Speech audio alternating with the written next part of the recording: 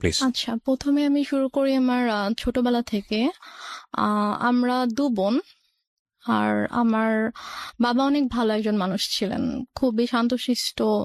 মানে কখনো কারোর সাথে উঁচু গলায় কথা বলেনি, আমাদেরকে কখনো গায়ে হাত তোলেনি, এবং সবার কাছে আমার আব্বু অনেক প্রিয় একজন মানুষ ছিল। তো আমরা দু বোনই আমার বাবার অনেক আদরের ছিলাম, স্পেশালি আমি। ছোটবেলায় যখন আমার 2.5 বছর বয়স, তখন আমার বাবার অনেক বড় একটা অ্যাক্সিডেন্ট হয়। আব্বু অলমোস্ট 11 মাসের মতো হসপিটালে ছিলেন। তখন থেকে আর কি আমাদের মোটামুটি আমাদের লাইফটা একটু চেঞ্জ হওয়া শুরু করে, যেহেতু আব্বু কাজ করতে পারতো না। তো দেখা যেত যে আমাদের মানে আমাদের গ্রামের বাড়িতে অনেক জমি জমা ছিল আর কি, তো সেখান থেকে আর কি আমাদের মেইন ইয়াগুলো আসতো, খরচ টরচ সবকিছু আসতো। তো প্লাস আমার আম্মু জব করতো। আব্বু অসুস্থ হওয়ার পর থেকেই মানে মোটামুটি বলা চলে যে আমার আম্মু একটু মানে বদলে যাওয়া শুরু করে। এটা কি বাবা অসুস্থ হয়ে যাওয়ার পরে হ্যাঁ, ফার্স্ট টাইম আপনারা নোটিস করলেন? আপনার বড় বোনের সাথে আপনার বয়সের ডিফারেন্স কত? আমার আপুর সাথে আমার 6 বছরের পার্থক্য। তার মানে উনি হচ্ছেন রাইট নাও 30 এবং আপনি হচ্ছেন 24। 24। ওকে, সো আপনি যখন 2.5 বছরে ছিলেন, আপনার বোন তখন বলা যেতে পারে 7 থেকে 8 বছর বয়স। 7-8 বছর এরকম। আচ্ছা, হ্যাঁ। তো ওই সময় আপনার বাবা ফুললি হসপিটালাইজড। আব্বু ফুলি হসপিটালে। কি করতেন উনি, পেশায় কি ছিলেন? আব্বু অ্যাক্সিডেন্টের আগে ব্যাংকে জব করতেন। আচ্ছা, তো তো ওই সময় মা খারাপ আচরণ করা শুরু করলো। মানে আপুই বেসিক্যালি আমাকে পেলেছে আর কি ছোটবেলা থেকে আমাকে, কারণ আম্মু বেশিরভাগ সময় হয়তো জবের কারণে বাইরে থাকতো, আব্বু সিক ছিল, সব দায়িত্ব আম্মুকে নিতে হতো। ও, মাও তখন জব করতো? হ্যাঁ, আম্মু জব করতো। তো তখন থেকে আর কি আম্মু বাসায় আসলে দেখা যেত খুব অল্পতেই রেগে যেত, তারপর অনেক খারাপ ব্যবহার করতো। তো এগুলো নিয়ে আর কি আব্বুর সাথেও আম্মুর একটু ঝামেলা শুরু হয়ে যায় যে তুমি কেন বাচ্চাদের সাথে এরকম ব্যবহার করছো, এটা তো ঠিক করছো না তুমি। তো তখন থেকে আর কি বলা যায় যে আমাদের জীবনটা বদলে যাওয়া শুরু করে। আমরা অনেক হ্যাপি একটা ফ্যামিলি ছিলাম মোটামুটি।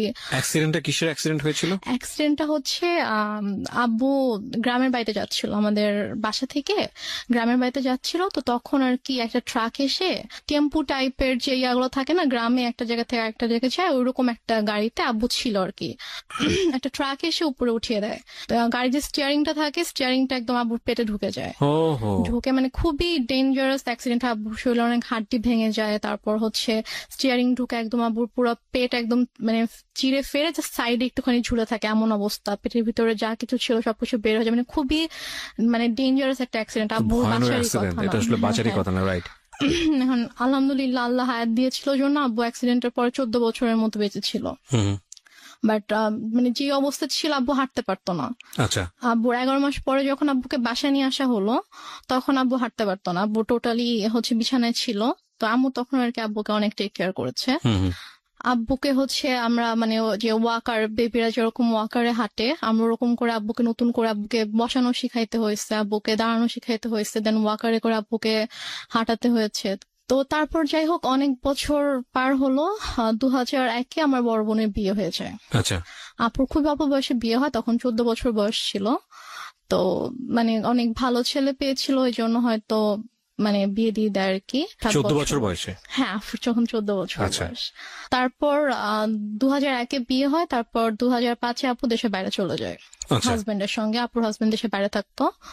তারপর 2005-এ দেশের বাইরে চলে যাওয়ার পরে আমরা হচ্ছে তখন তো আমি একা একদম, আব্বু আম্মু আমি। এর মাঝে তো অনেক মানে কি বলবো, নিজের মা সম্পর্কে আসলে এভাবে কথাগুলো বলতেও আমার খারাপ লাগছে, তারপর বলতে হয়। 2005-এ আপু চলে যাওয়ার পর থেকে আর কি আম্মুর মানে ব্যবহার গুলো আরো বেশি খারাপ হওয়া শুরু করে আমার সাথে, আব্বুর সাথে। বাবা কি তখন জব করছে নাকি একদম ফুল বেড? বাবা বেসিক্যালি হচ্ছে যে অ্যাক্সিডেন্টের পরে বাবা জব করতো না, কারণ বাবা হাঁটা চলাই তো অনেক বছর করতে পারেনি।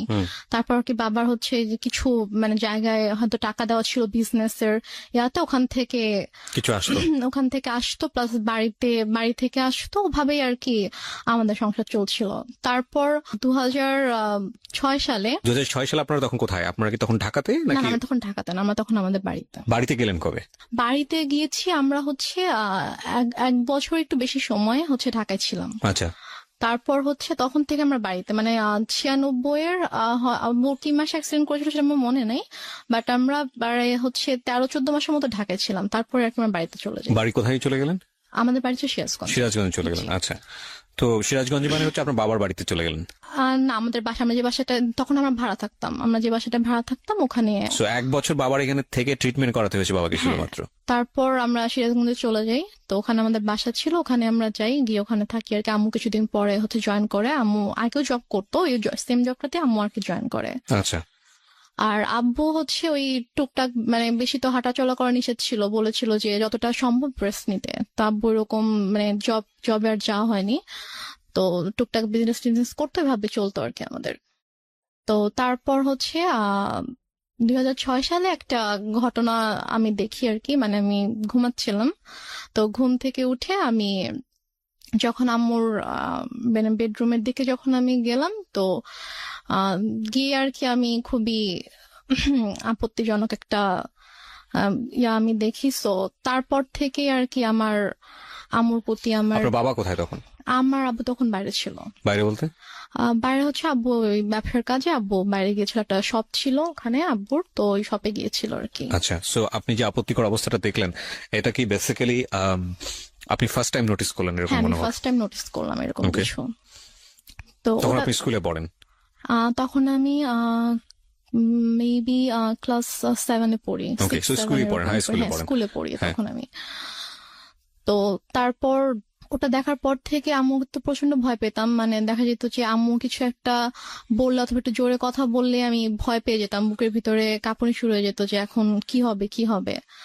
তো তারপর ওই ঘটনাটার পর থেকে আমি জাস্ট রুমে ঢুকে যখন দেখেছি, সাথে সাথে আমি রুম থেকে বের হয়ে গিয়েছি আর কি, আমি আমার রুমে চলে গিয়েছি।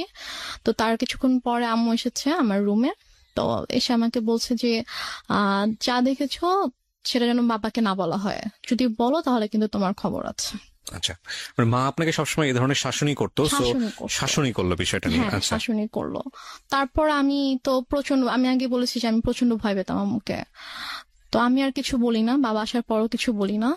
তো তারপর এভাবেই চলছিল।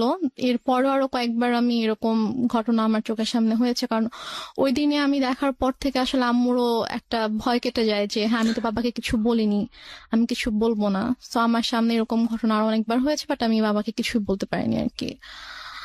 তো তারপরে গিয়ে আমরা 2007 সালে আমরা নিজেদের বাসা করি। হুম। তো সিরাজগঞ্জে? হ্যাঁ, হুম। নিজেদের বাসা করি, নিজেদের বাসা করার পরে ওখানে আমরা শিফট হই। তো তারপর 2009 সালে হঠাৎ করে একদিন আমার আব্বু প্রচন্ড অসুস্থ। এবং তার যে পারিবারিকভাবে বেড়ে ওঠা, সেখানে সে ফোকাস করেছে। সেখানে যে ঘটনাটা আপনারা শুনেছেন, এটা একটা অনভিপ্রেত ঘটনা, কিন্তু একটা বিষয় অবশ্যই মনে রাখতে হবে, প্রত্যেকটা মানুষ যখন যে কাজ করে তার নিজস্ব একটা যুক্তি থাকে, তার নিজস্ব একটা লজিক থাকে। আমরা যখন, যেহেতু একটা সামাজিক জীব, আমাদের ধর্মীয় অনুশাসন আছে, আমাদের রীতিনীতি শিষ্টাচার মেনে চলতে হয়, সেটা পরিবারের মধ্যে আছে, সামাজিকতার জায়গাতে আছে। কিন্তু কিছু বিষয় থাকে যে বিষয়গুলো হয়তো এভাবে কখনোই ফোকাস করা হয় না, এবং ফোকাস করার প্রয়োজনটা কি সেটাও হয়তো প্রয়োজন মনে করেন না অনেকেই। কেন আজকে রেহনুমার জীবন গল্পটা এখানে প্রচার করা হচ্ছে? আমরা মনে করি শুধু রেহনুমা একটা মেয়ে না, রেহনুমার মতো একটা ছেলেও পরিবারে অনেক সময় অনেক ধরনের ডিফিকাল্টিস ফেস করতে পারেন, যেটা সেই বয়সে ভয়ানক রকমের একটা মানসিক চাপ হতে পারে তার জন্য। হয়তো আর্থিকভাবে সচ্ছল একটা পরিবার, হয়তো বলা যেতে পারে যে সবকিছুই আছে, ঠিক আছে, সবকিছুই আছে, কিন্তু বাবা মায়ের মধ্যে যে স্বাভাবিক সম্পর্কটা সেটা হয়তো বা সে পাচ্ছে না, কিংবা সে এমন কিছু একটা দেখে ফেলেছে যেটা তার বয়সে সে কোনোভাবেই মেনে নিতে পারছে না, এবং সেটা বিপজ্জনক হয়ে যেতে পারে তার বড় হয়ে ওঠার জন্য, ভয়ানক রকমের ইম্প্যাক্ট তৈরি হতে পারে, যেটা আমরা অনেক সময় বাইরের দেশের অনেক নামি দামি অ্যাওয়ার্ড পাওয়া মুভিতে দেখি। আমি শুধু আজকের এই ঘটনাটা এই কারণে ফোকাস করতে চাচ্ছি আপনাদেরকে, যে একটা প্রতিকূল, ভয়ানক রকমের একটা প্রতিকূল অবস্থার মধ্যে থেকেও একটা মানুষ চেষ্টা করলে, তার যদি ইচ্ছা থাকে, তাহলে সে নিজেকে একটা জায়গায় দাঁড় করাতে পারে। আসলে কি গল্প সেটা বলছে?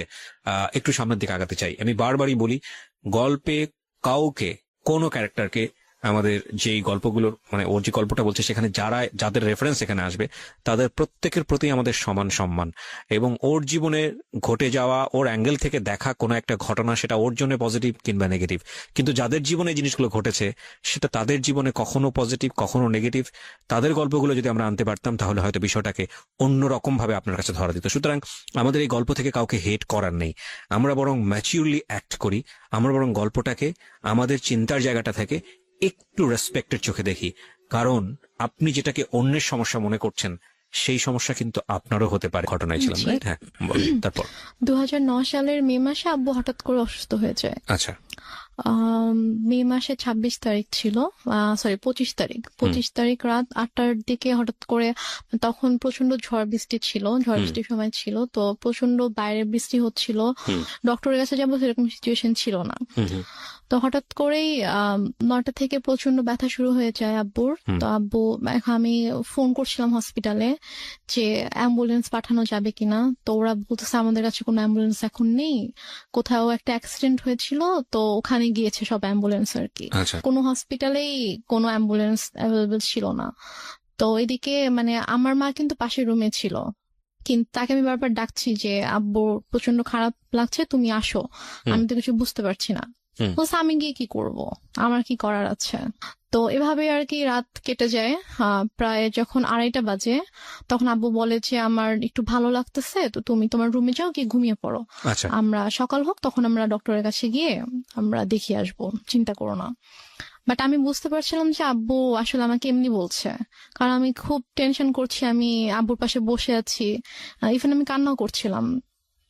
তো তারপর আব্বু বললো যে তুমি রুমে যাও, গিয়ে ঘুমাও, আমি সকালে তোমাকে ডেকে দিব, তারপর আমরা ডক্টরের কাছে যাব। মানে আমার আব্বু এত কষ্ট পাচ্ছিল, আমি বারবার আম্মুর কাছে গিয়ে রিকোয়েস্ট করছিলাম যে তুমি একটু আসো, তুমি একটু আব্বুকে দেখো, বাট আম্মু আসছিল না। তার আগে কি আপনার আব্বু আম্মুর মধ্যে কোনো ঝগড়া দেখেছেন কোনো আপনি? ঝগড়া হয়নি, কোনো ঝগড়া ছিল কোনো না? ঝগড়া হয়নি। আমি আচ্ছা। তো আপনাকে প্রথমে বলেছি আমার আব্বু খুবই শান্ত একজন মানুষ ছিলেন। আচ্ছা, সে ওকে। মানে কারোর সাথে কখনো কোনো ঝগড়া করতো না, লাইক আম্মু যদি কখনো রাগারাগিও করতো, চিল্লাফাল্লা করতো, আব্বু কিছু বলতো না, আচ্ছা। আব্বু চুপ হয়ে থাকতো। হুম। তারপর আমি আমার রুমে চলে যাই, তো হঠাৎ করে প্রায় 10-15 মিনিট পরে আব্বু চিৎকার করে আমাকে ডাকে। হুম। তো আমি ছুটে আব্বুর রুমে যাই, তো রুমে যাওয়ার পরে দেখি যে আব্বু বলতেছে আমার খুব খারাপ লাগছে, তুমি আমাকে বারান্দায় নিয়ে যাও। আচ্ছা। তো আমি আব্বুর রুম থেকে আব্বুকে ধরে বারান্দায় নিয়ে আসি। হুম হুম। তো আব্বু যখন থেকে ব্যথা শুরু হয় তখন থেকে আব্বু জাস্ট বুকে হাত দিয়ে রেখেছিল, যেখানে ব্যথা করছিল। আব্বু বসতে পারছিল না, শুতেও পারছিল না, আধশোয়া হয়েছিল বিছানায়। তুমি আব্বুকে ধরে বারান্দায় নিয়ে যাই, নিয়ে যাওয়ার পরে আব্বুকে চেয়ারে বসিয়ে দিই। তো তারপর আব্বু বমি করে দেয়।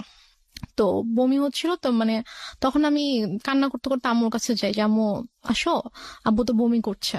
তো মরে যাক, আমার কি, আমি পারবো না যেতে, আমাকে ডাকবা না, এটা আপনার মা বলে? আমার মা বলে। আচ্ছা, প্লিজ। ওকে। হ্যাঁ। তারপর আমি মাকে ডাকতে চাইনি। তো তারপর আব্বু পরপর 3বার বমি করেছে। তো বমি করার পরে তারপর আব্বুকে নিয়ে আবার রুমে নিয়ে গিয়ে বিছানায় শুয়ে দিলাম। তারপর আব্বু আমাকে মানে হাত জোড় করে মানে আমাকে বলছে যে আমাকে মাফ করে দিও। আমি বলছি তুমি এভাবে কেন কথা বলছো?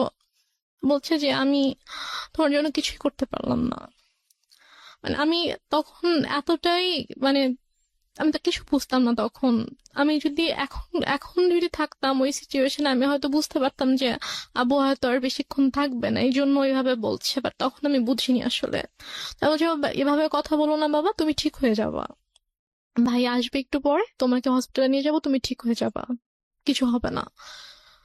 তো তারপর ভাইয়া মেবি 4টার দিকে বাসা থেকে বের হয়। ওর বাসা থেকে তখন ঝড় বৃষ্টি থেমে গেছে, বাট স্টিল কোথাও অ্যাম্বুলেন্স নেই। তো ভাইয়া হেঁটে হেঁটে রাত 4টায় স্বাভাবিকভাবে একটা ছোট এই শহরে, ভাইয়াটা কোন ভাইয়া ছিল? ভাইয়া ওই যে আমি বললাম যে একটা কাজিনকে ফোন করছিল আচ্ছা, সে রাত ওকে, থেকে। ওকে। 4টা মানে কি আব্বুকে নেওয়ার জন্য। ভোর 4টা? ভোর 4টা, হ্যাঁ। ওকে। তো ভোর 4টায় ভাইয়া বাসা থেকে বের হয়ে যায়, হচ্ছে হসপিটালে যায়, সে কোনোভাবে কোনো অ্যাম্বুলেন্স ম্যানেজ হয় কিনা। এই সময়ের মধ্যে মা আসেনি এই রুমে? মা একবারও আসেনি। আচ্ছা। পরে একটা রিক্সায় আমি উঠি, আর একটা রিক্সায় বাবাকে নিয়ে ভাইয়া উঠে আব্বুকে হসপিটালে নিয়ে যাই। তো নিয়ে যাওয়ার পরে ওখানকার ডক্টররা চেক করার পরে বলছে যে একটা মাইনর স্ট্রোক হয়েছে। আচ্ছা। বাট যদি সময় মতো আনতে পারতাম, হয়তো অবস্থা এখন খুবই মানে একটু ক্রিটিক্যাল হয়ে গেছে। ওটা থেকে আমরা সেভ করে যেত? আমরা দেখছি, বাট যদি রাতে আনতে পারতেন। মানে জিজ্ঞেস করেছে যে কখন থেকে এরকম হচ্ছে, তো যখন আমি ডিটেল বললাম ডক্টরকে, তখন বলছে যে রাতে আনা উচিত ছিল। তো বললাম আসলে রাতে এরকম সিচুয়েশন ছিল না যে আমি হসপিটালে নিয়ে আসবো আব্বুকে। তো তারপর ইসিজি করা হলো, সব চেক আপ করা হলো আব্বুকে। আব্বু সারা রাত তো ঘুমায়নি, তো আব্বুকে ঘুমের ইঞ্জেকশন দেওয়া হলো ঘুমানোর জন্য। তো 6:30টার দিকে আমি আম্মুকে ফোন করলাম, আব্বুর ফোনটা আমার কাছে ছিল। তো আমি আম্মুকে ফোন করলাম যে আম্মু এই ঘটনা, আব্বুর তো স্ট্রোক হয়েছে, তো ডক্টর এটা বলেছে। তো বলতেছে যে তুমি আমাকে কেন ফোন দিয়েছো, তোমার বাবা তুমি দেখো, আমাকে কেন বারবার ফোন দিয়ে বলতেছো। বলছে যে আম্মু আমি একা একা এখানে কি করব, তুমি আসবা না। বলতেছে যে না আমি আসতে পারবো না। এখন টাকা পয়সার একটা ব্যাপার ছিল, কারণ আমি আসার সময় তো আমি কোনো টাকা পয়সা নিয়ে আসিনি। ভাইয়া আর কি হসপিটাল মেডিসিন টেডিসিন যা কিছু লেগেছে ভাইয়া এনেছে। তো তারপর আমি আম্মুকে বললাম যে আমার তো টাকা লাগবে, হসপিটাল তো টাকা লাগবে, তো টাকা লাগবে, তুমি তোর বাবাকে বলো কোথায় টাকা রেখেছে এসে নিয়ে যাও, আমি কিছু জানি না, আমাকে আর ফোন দিবা না, আমাকে বিরক্ত করবা না। তো তারপর আমি আর মাকে ফোন দিই না, আমি আমার চাচুকে ফোন দিই। আমার ছোট চাচু আমাদের বাসা থেকে 15 মিনিটের দূরত্বে থাকতো। তো চাচুকে ফোন দিয়ে বলি যে চাচু আব্বু তো এরকম হসপিটালে, তো আপনি আসেন। সে বলে যে আমি মাত্র ঘুম থেকে উঠেছি, আমার অফিস আছে, আমি এখন আসতে পারবো। তো তারপরে আর কি ডক্টররা হচ্ছে আব্বুকে কেবিনে শিফট করলো, ফার্স্টে তো ইমার্জেন্সিতে ছিল। তারপর কেবিনে শিফট করার পরে আমি আবার প্রায় মনে হয় 8টার দিকে আম্মুকে ফোন করি, তুমি কি একটু স্যুপ অথবা রুটি সবজি একটু বানাতে পারবা আব্বুর জন্য। বলে কেন, আমি কেন বানাবো, তোমার দরকার হলে তুমি সে পানি নিয়ে যাও। কোন ক্লাসে পড়েন তখন আপনি? আমি তখন ক্লাস 9-এ পড়ি। ক্লাস 9-এ, ওকে। তো কি মনে করে আম্মু আবার প্রায় আধা ঘন্টা পরে ফোন দিয়েছে, ফোন দিয়ে বলছে যে একটু পরে তো বুয়া আসবে, তো বুয়া আসলে আমি বুয়াকে দিয়ে নাস্তা বানিয়ে পাঠিয়ে দিব। তো বললাম আচ্ছা ঠিক আছে। বুয়া আসছে পরে, হয়তো বুয়াকে দিয়ে নাস্তা বানিয়েছে, বানিয়ে আম্মু নিজে এসেছে 9:30-টার দিকে। হুম। এসে বলতেছে যে এই যে নাস্তা দিলাম, এখন আমি যাচ্ছি, আমাকে আর বিরক্ত করবা না, আমাকে আর ফোন দিবা না, কি করার তুমি করো, তোমার বাবার ড্রয়ারে টাকা আছে ওখান থেকে নিয়ে তুমি খরচ করো, আমাকে বিরক্ত করো না তুমি। তারপর ডক্টর বলল যে আব্বুর মোটামুটি অবস্থা ভালো, মানে স্টিল কিন্তু স্যালাইন চলছে। তারপর বললো যে এখন মোটামুটি ভালো আছে। তো আরেকটা কথা বলে রেখে, হসপিটালটা ছিল হচ্ছে আমার চাচির ভাইয়ের আর কি। আচ্ছা। তো ওই আঙ্কেল এসে বললো যে সেই হিসেবে আব্বুর আর কি একটু এক্সট্রা কেয়ার হচ্ছিল। হুম। তো তারপর আড়াইটার দিকে ডক্টর এসেছে, এসে বললো যে এখন মোটামুটি ঠিক আছে, কোনো রিস্ক নেই। তো উনি ঘুমানোর তো ইঞ্জেকশন দেওয়া হয়েছিল, তো উনি ঘুমালে উনি বেটার ফিল করবে, আপনারা ওনাকে বেশি বিরক্ত করেন না, এটা আচ্ছা। বলছে আর কি। তো বলার পরে তো আম্মু বললো যে ঠিক আছে, আমি তো সারাদিন ছিলাম, আমি এখন চলে যাই, তুমি থাকো। আমার সাথে আমার একটা ভাগিনা ছিল, মানে ও আর আমি সেম এজেরই ছিলাম। তো আমি আর ও হসপিটালে ছিলাম, তো আম্মু চলে গেল। যাওয়ার পরে আমাকে আম্মু বাসায় চলে যাওয়ার, হসপিটাল থেকে আমাদের বাসার দূরত্ব ছিল 5-6 মিনিট, রিক্সায় করে 5-6 মিনিট দূরত্ব ছিল। জি। তো তারপর আম্মু বাসায় গিয়ে আমাকে ফোন দিয়েছে, ফোন দিয়ে বলছে যে তুমি বাসায় আসো, তুমি আমার যে ইয়াটা ছিল ওর নাম ছিল মধু, বলছে তুমি আর মধু বাসায় আসো। জি। তো আমি বলছি যে বাসায় কেন যাবো, আব্বু তো একা থাকবে। তো বলছে যে সমস্যা নেই, তুমি আসো, তোমার বড় খালামণি যাচ্ছে। আচ্ছা। আমি বললাম যে বড় খালামণি কেন আসবে, বড় খালামণিকে দেখলে তো আব্বু রেগে যাবে। মানে আমার বড় খালামণির সাথে আব্বুর একটু সমস্যা ছিল। আচ্ছা। সমস্যা ছিল বলতে যে মানে বড় খালামণির মানে বিহেভিয়ারের জন্য আব্বু বড় খালামণিকে পছন্দ করতো, অ্যাভয়েড করতো আর কি। আচ্ছা। তো বলো যে আব্বু যদি রেগে যায় তখন তো আব্বুর জন্য তো এটা মানে খারাপ হতে পারে। লাইক যে যাকে পছন্দ করে না, ঘুম থেকে অসুস্থ অবস্থায় যদি উঠে তাকে দেখে, তখন তো স্বাভাবিকভাবে তার খারাপ লাগবে। যে মানুষ তো চায় যে অসুস্থ থাকুক, তার প্রিয় মানুষগুলো তার পাশে থাকুক। জি। তো তারপর আমি বলি যে না আমি আসবো না। আমরা এখানে একটা বিরতি নিতে চাই। প্রিয় শ্রোতা, আপনারা শুনছেন মিস্টার ম্যাঙ্গো ক্যান্ডি প্রেজেন্স জীবন গল্প। আমি আরজি কিবরি আপনার সঙ্গে রয়েছি। রেহনুমা আজকের এই জীবন গল্প বলছে। রেহনুমাকে দেখার জন্য আপনাদের আমাকে আম্মু মানে অনেক ফোর্স করে যে তুমি এখনই আসবা, এবং তোমার চিন্তা করার কিছু নেই, তোমার বড় খালামণি আব্বুকে টেক কেয়ার করবে, তারপর তুমি বাসায় থাকবা, আমি আবার ফ্রেশ হয়ে আমি যাব হসপিটালে। আমি এর মধ্যে বড় খালামণি চলে আসে। বড় খালামণির সাথে ছিল আমাদের একটা মামা, আম্মুর কাজিন ছিল।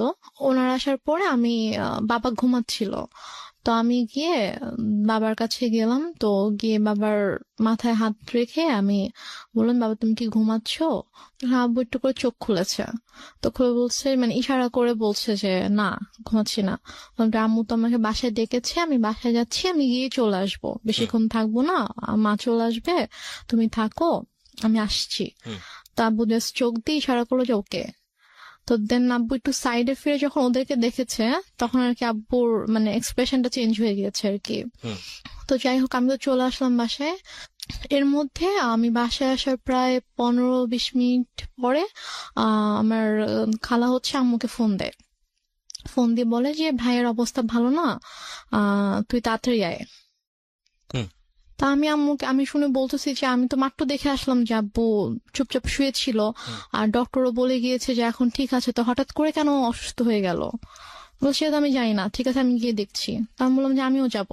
তোকে যেতে হবে না, তুই ফ্রেশ হয়ে খেয়ে দে তারপর আয়। ওকে। তো আমি অনেকবার রিকোয়েস্ট করলাম আম্মুকে যে আম্মু প্লিজ আমি যাই, আমি তোমার সঙ্গে যাই। বলছে না তুই যাবি না, তুই থাক, আমি যাচ্ছি। তো আম্মু চট করে রেডি হয়ে আম্মু গেল। তো আম্মু মেবি 3:30টার দিকে হসপিটালে গিয়েছে। তো যাওয়ার পরে আমি ফোন দিচ্ছি, ফোন ধরছে না। আমি ফোন দিচ্ছিলাম যে কি হয়েছে, এখন কি অবস্থা, আব্বু ঠিক আছে কিনা। তো যাই হোক, আমি মাত্র খেতে বসেছিলাম আর কি। তো খেতে বসার সাথে সাথে আম্মু আমাকে ফোন দিয়েছে, ফোন দিয়ে বলছে যে ড্রয়ারে টাকা আছে, সবগুলো টাকা নিয়েই হসপিটালে আয়। আমি বলছি কেন, আব্বুর কি অবস্থা এখন? বলছে হ্যাঁ তোর আব্বুকে ঢাকা নিতে হবে, অবস্থা ভালো না, অক্সিজেন দিয়ে রাখছে, তোর আব্বুকে ঢাকা নিতে হবে, তুই টাকাগুলো নিয়ে আয়, এখানকার তো বিল পে করতে হবে, ঢাকা গেলে টাকা লাগবে, তো তুই টাকাগুলো নিয়ে আয়। তা আমি আর খেতে পারলাম না। আমার ভিতরে এত অস্থিরতা শুরু হয়েছে যে আমি কান্না শুরু করে দিয়েছি, যে আমার কেমন ওখানে প্রচন্ড খারাপ লাগছিল। তো তারপর আমি টাকা নিয়ে চট করে বের হলাম। তারপর আমি হসপিটালে আসার পর দেখি যে আমার একজন চাচ্ছু বাসার, মানে সরি, হসপিটালের নিচে দাঁড়িয়ে আছে। আমি রিক্সা থেকে নামার সাথে সাথে চাচ্ছু আমার হাত ধরেছে। তো ধরে বলতেছে যে চল উপরে চল। আমি বললাম যে আব্বুর কি হয়েছে? তখন মানে আমার খুব খারাপ লাগছিল যে আমার মানে মনে হচ্ছিল যে মেবি আব্বু নেই। হুম। তাই আমি বলছি সত্যি করে বল আব্বু কি হয়েছে। তো আব্বুর কেবিন ছিল হচ্ছে 3 তলায়। তো দেন আমি গেলাম। তো চাচু পুরোটা সময় আমার হাত ধরে আছে। 3 তলাতে যাওয়ার পরে দেখেছি আব্বুর মানে কেবিনের দরজাটা খোলা, দরজার সামনে অনেক মানুষ। তো আমি গিয়ে চিল্লানো শুরু করছি যে হার্ট অ্যাটাক করেছে পেশেন্টের, হার্ট পেশেন্টের রুমের সামনে, দরজা কেন খোলা থাকবে, এত মানুষ কেন এখানে হইচই করছে, আপনার সরেন এখান থেকে, আমার আব্বুর ডিস্টার্ব হবে। আমি এটা বলতে বলতে রুমে ঢুকে দেখি যে আমার মা খালা একটা বেডে বসে আছে, আর আমি দেখেছি আব্বু শুয়ে আছে। মানে আমি তখনও খেয়াল করিনি যে আব্বুর মাথার নিচে যে বালিশ নেই, অথবা আমি স্যালাইন ট্যালাইন, মানে আমি কিছুই খেয়াল করিনি আর কি। আমার জাস্ট মনে হচ্ছে আব্বু নর্মালি শুয়ে আছে, কারণ ওইভাবে শোয়াই আমি দেখে দেখে গেছি আব্বুকে। তো আব্বুর মাথার কাছে হচ্ছে আমার চাচু বসে আছে, যে চাচুকে আমি সকালে ফোন দিয়েছিলাম, যিনি বলেছে অফিস আছে আমি আসতে পারবো না, উনি বসে আছে। চাচি এসেছে, উনি দাঁড়িয়ে আছে। তো আমি আব্বুকে দেখো তখনও কিন্তু বুঝতে পারিনি যে আব্বু আর নেই। আমার বড় খালামণি হঠাৎ করে এসে আমাকে জড়িয়ে ধরে। তো জড়িয়ে ধরে আমাকে বলে যে কি একটা সর্বনাশ হয়ে গেল, তোরা তো এতিম হয়ে গেলি। মানে উনি খুব জোরে চিৎকার করে করে কান্না করছে, আর উনি ভাবে বিলাপ করে করে বলছে কি সর্বনাশ হয়ে গেল, তোরা এতিম হয়ে গেলে এখন তোদের কি হবে। এটা যখন বলেছে তখন জাস্ট আমি আব্বুর দিকে তাকিয়েছি, তাকিয়ে তখন আমি খেয়াল করেছি যে আব্বুর মাথার নিচে বালিশ নেই। তো আমি আর আমার আব্বু মানে মৃত মানুষকে ভয় পেতাম আর কি। মানে লাইক আমাদের বাসার আশেপাশে বাসায় যদি কেউ মারা যেত, আমের আব্বু তো ওই বাসার সামনে দিয়ে 40 দিন যেতাম না। মানে আমাদের একটা ধারণা ছিল যে মানুষ মরে গেলে মেবি ভূত হয়ে যায়, তারা এসে ভয় দেখাবে। মানে আব্বুর ওই ভীতিটা ছিল, আমারও ওই ভীতিটা ছিল। আমরা ওই দিক দিয়ে না গিয়ে অনেকখানি ঘুরে যেতাম। তো বাট তখন আমার কোনো মানে আমার মধ্যে কোনো ওই ভয়টা অথবা এরকম কিছুই নেই। আমি আব্বুর কাছে গিয়ে আমি আব্বুকে এভাবে ধাক্কা দিচ্ছিলাম যে আব্বু কি হয়েছে তোমার, তুমি উঠো তুমি। তো আমার অনেকে এসেছিল তখন, আমার চাচি গিয়ে আমাকে ধরলো, আমার আরেকটা ভাই এসে আমাকে ধরলো। তো আমি ভাইয়াকে ধরে চিৎকার করে করে কান্না করছিলাম। বাট আমার আম্মুর একটু কান্না করেনি। আমার আম্মু চুপ হয়ে বসে আমাকে বলতেছে যে এভাবে কান্না করার কি আছে। Are you sure? আমাকে বলতেছে, আমি যখন আমাকে বসাই দিছে আম্মুর পাশে, আমাকে বসাই দিছে আমার ভাইয়া। তো বলতেছে যে এভাবে কান্না করতেছো কেন, এভাবে কান্না করার কি আছে, টাকা আনছো টাকা দাও। আমি জাস্ট অবাক হয়ে তাকিয়েছিলাম যে মানে সামনের বেডে আব্বু এভাবে পড়ে আছে, আর সে আমার সাথে এভাবে কথা বলছে। তারপর আমি অনেকক্ষণ চুপ করে বসেছিলাম। আমার সাথে ব্যাগ ছিল, নিজেই আম্মু ব্যাগটা নিল, নিয়ে যে ভাইয়াটা সকালে আব্বুকে হসপিটালে নিয়ে আসছে ওকে বললো যে যা গিয়ে বিল পে করে হসপিটালে ঝামেলা শেষ কর, করে একটা অ্যাম্বুলেন্স ঠিক কর, নিয়ে যেতে হবে। তো এর মাঝে আমার আপু ফোন করছে, আপু ঘুমায় ছিল, তো ঘুম থেকে উঠতে পরে ভাইয়া যখন বলছে যে আব্বু অসুস্থ হসপিটালে, তুমি আমাকে ফোন করো। আমার পাশে বসে ফোন ধরে বলতেছে যে তোমার আব্বুকে ঢাকা নিয়ে যাচ্ছি আমরা। না, সেটা হয়তো আপনি ইজিলি ব্যাক করতে পারেন, সেই জন্যই সে বলেছে, পরে হয়তো সময় নিয়ে বলবে। আমি বলি এটা কেন বলেছে, আমি শুনলে বুঝতে পারবেন। হ্যাঁ। তো তারপর হসপিটালে আমিও গেলাম ভাইয়ার সাথে ফর্মালিটিস করতে। তো ও টাকা পে করার পরে তো ওদের আব্বুর যেটা ফাইল ছিল, লাইক হচ্ছে সকাল থেকে হচ্ছে যে টেস্ট গুলো হয়েছে, প্রেসক্রিপশন, এগুলোর একটা ফাইল থাকে। তো প্লাস হচ্ছে দুপুরে হচ্ছে ডক্টর রেফার করে দিয়েছিল ঢাকায় যে হসপিটাল ডক্টরের কাছে, মানে সব পেপারস এর যে একটা ফাইল ছিল। তো হসপিটাল থেকে নর্মালি বিল পে করার পর ওই ফাইলটা তো দিবে। তো ভাইয়া যখন জিজ্ঞেস করেছে যে ফাইল কোথায়, তখন বলছে যে ফাইল তো এসে নিয়ে গিয়েছে। তো বলছে যে ফাইল কে নিয়ে গিয়েছে, আমরা তো কেউ ফাইল নিইনি। তো বলেছে যে ডক্টর যখন রুমে গিয়েছে, অক্সিজেন যখন দেওয়া হয়েছে পেশেন্টকে, তখন আপনাদের একজন রিলেটিভ এসেছিল, এসে বলেছে যে অমুক কেবিনের অমুকের ফাইলটা ডক্টর চেয়েছে, আমরা তো দিয়ে দিয়েছি। তো উপরে গিয়ে ভাইয়া সবাইকে জিজ্ঞেস করলো ওখানে যারা যারা ছিল, তো কি সবাই বলতেছে যে না আমি তো নিইনি। তো ফাইলটা যাই হোক পাওয়া গেল না। তারপর অ্যাম্বুলেন্সে করে আব্বুকে আমাদের বাসায় নিয়ে আসা হলো। তো বাসায় নিয়ে আসার সাথে সাথে দেখে যে আম্মু ওদিকে ফোন টোন দিয়ে সব অ্যারেঞ্জমেন্ট করে ফেলেছে যে মানে যত তাড়াতাড়ি পসিবল মাটি দিতে হবে। বাট আপু যখন দেশের বাইরে চলে যায়, তখন আপু এভাবে বলে যায় যে মানে যদি কখনো মানে আব্বু হোক আম্মু হোক কেউ যদি মারা যায়, তাকে রেখে দিবা আমি না আসা পর্যন্ত, আমি আসবো দেখবো তারপর মাটি হবে। আপু এটা বলে গিয়েছিল। তো আপুর শ্বশুর বাড়িতে যখন জানানো হয় যে আব্বু মারা গেছে, তখন বলে যে ঠিক আছে আমরা আসছি, আপনারা ওখানে সবকিছু ঠিকঠাক করেন, ওনাকে গোসল করেন, তারপর আমরা ঢাকায় নিয়ে এসে ওনাকে, মানে আপু শ্বশুর বাড়িতেও এটা জানতো, কারণ আপু শ্বশুর বাড়িতেও সেম কথাটাই বলেছে, মানে শ্বশুর শাশুড়ি ছিল তো ওদের বলেছে যে মানে যারই কিছু হোক না কেন আমাদেরকে ছাড়া কিন্তু আপনারা মাটি দিবেন না, আমরা দেখবো। তো ওইভাবে আপুর শ্বশুরও ফোন দিয়ে বলে যে ঠিক আছে ভাইজানকে নিয়ে আসতে হবে ঢাকায়, নিয়ে এসে আমি ব্যবস্থা করছি এখানে। বারডেমে সম্ভবত ছিল, হিমাগার আছে, তো ওখানে বলো যে ওখানে রাখবো, আমি সব ব্যবস্থা করে আমি আসছি। বলছে না আপনাদের আসতে হবে না, যত তাড়াতাড়ি পসিবল মাটি দিয়ে দিব, মিন্টু বৃষ্টি আত্মা হচ্ছে কষ্ট পাবে, বেশিক্ষণ রাখা যাবে না। তো বলতেছে যে না, মানে আপুর কথা বলছে যে বৌমা তো বলে গেছে, তা আমাকেও বলে গেছে, তো আমি তো এটা পারবো না, আমি বৌমাকে কি জবাব দিব আপনি যদি মাটি দিয়ে দেন। বলতেছে না আপনাদেরও কষ্ট করে, এখন সন্ধ্যা হয়ে গেছে, আপনাদেরও এখন কষ্ট করে আসতে হবে না, আর আপনারা আসলে আসেন, বাট আপনারা আসার আগে আগে মাটি দিয়ে দিব। মানে আম্মু পুরো ক্রেজি হয়ে গিয়েছে মাটি দেওয়ার জন্য। তো আমার চাচুরা ফোন দিয়ে বলতেছে যে আমার আরেকটা চাচা গ্রামের বাড়িতে থাকে, তো আমার চাচা ফোন দিয়ে বলতেছে যে তুমি এখানে নিয়ে আসো, আমাদের পারিবারিক কবরস্থানে মাটি হবে। সে বলতেছে না আমি ওখানে নিব না, ওর এখানেই মাটি হবে। তো এগুলো নিয়ে আম্মু খুবই মানে রীতিমতো ঝগড়া করতেছে অনেক। আম্মু কিন্তু স্টিল মানে এক ফোঁটাও কান্না করেনি, একটুও কান্না করেনি। তো সে আমার চাচার সাথে ফোনে ঝগড়া করতেছে যে না আমি এখানে মাটি দিব, আপনাদের যদি দেখতে ইচ্ছা করে আপনারা এখানে আসেন, এসে দেখে যান। কোনোভাবে রাজি করাতে পারতেছে না যে না পারিবারিক কবরস্থানে তার মাটিটা হবে। ওইদিকে আপু বারবার ফোন করে বলতেছে যে তুমি একটু আব্বুর সাথে কথা বলায় দাও। তো বলছে এখন তো কথা বলতে পারবে না, এখন তো হচ্ছে যে কি অক্সিজেন দিয়ে রাখছে এটা সেটা এগুলো বলতেছে। বলছে যে ও আপুকে বলছে যে আমি এখন অ্যাম্বুলেন্সে। তো বলছে ঠিক আছে আব্বু কথা বলতে না পারলেও সমস্যা নেই, তুমি আব্বুর কানের কাছে ফোনটা নাও, আমি আব্বুর সাথে কথা বলে আব্বু বেটার ফিল করবে, আব্বুর ভালো লাগবে আমার ভয়েস শুনলে। সে বলতেছে না এখন না, আমি হসপিটালে যাই তোমার সাথে কথা বলে দিব। তো এভাবে ওদিকে আপুকে এভাবে হ্যান্ডেল করতেছে, তারপর হচ্ছে আমার চাচার সাথে ঝগড়া করতেছে এবং মাটি দেওয়ার জন্য খুবই পাগল হয়ে গেছে। মানে আপনার কথা অনুযায়ী যদি আপনি সবকিছু মেনে নেই, তাহলে বলতে হবে যে সে এককভাবে সিদ্ধান্ত নিচ্ছে, একটা স্বেচ্ছাচারী আচরণ যেটাকে বলে, সে কারো কথাই শুনছে না। লাইক একজন মহিলার যে হাজবেন্ড মারা গেলে তার যেরকম বিহেভিয়ার থাকা উচিত ওরকম কিছু ছিল না ওর মাঝে, অনেক বেশি ডেসপারেট ছিল to establish her decision. Yeah exactly. Okay. তো তারপর সবাই বুঝায় যে এরকম করার কিছু নেই, আপনি একটু শান্ত হন, যেহেতু তার বাবা মা ভাই সবার কবর ওখানে, সো ওনার ভাইরাও চাচ্ছে ওনাদের কথাটা আপনাকে মানতে হবে। তো সবাই বোঝানোর পরে গিয়ে উনি আর কি বলে আচ্ছা ঠিক আছে।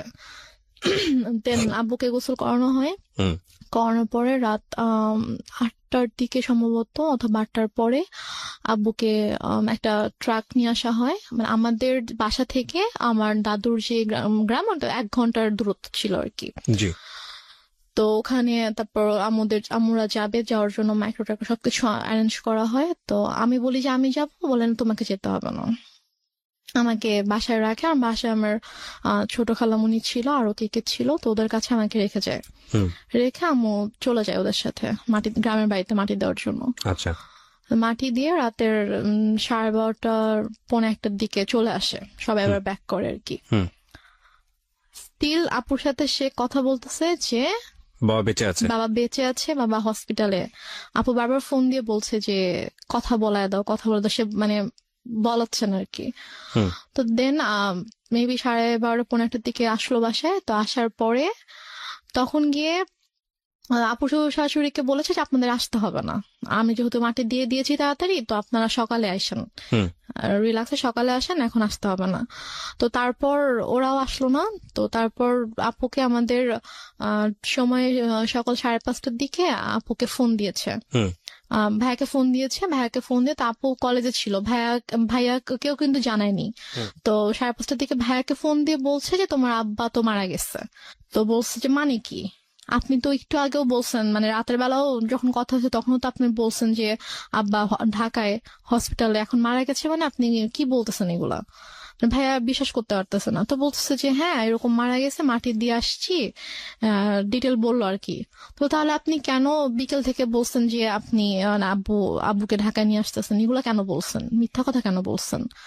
পরে বলে যে তারপর বলছে যে আপনাদেরকে তো বলা হয়েছে যে কেউ মারা গেলে রাখতে, আমরা দেখবো তারপর মাটি হবে, তো আপনি কেন মাটি দিয়ে দিলেন? ভাই আম্মুর সাথে এভাবে কথা বলতেছিল। তো বলতেছে যে আমার ইচ্ছা হয়েছে আমি দিচ্ছি। এটা আপনার মা বলছেন? আমার মা বলছে যে আমার ইচ্ছা হয়েছে আমি দিছি, এখন তো কিছু করার নাই। আপুর কথা বলছে যে ওকে জানাও, ও কোথায়? তো বলছে ঠিক আছে, ওকে আপনার জানাইতে হবে না, আমি ওকে জানাচ্ছি, আমি আমার ওয়েতে ওকে জানাবো। তো তারপর আপু কলেজে ছিল। তো আপু কলেজ থেকে আসার পর এর মধ্যে বাসায় হচ্ছে আপুর কিছু ফ্রেন্ডকে ভাইয়া ডাকে, ওরা সবাই আসে। তো আপু বাসায় এসে দেখে আপুর ফ্রেন্ডরা বাসায়, ভাইয়া বাসায়। তো আপু বলে যে কি হয়েছে তোমরা হঠাৎ করে বাসায় না জানিয়ে? তো বলে আসলাম আর কি। তো ওরা অনেক খাবার টাবার রান্না করে আনছে, তো আনার পর আপুকে খাওয়াইছে।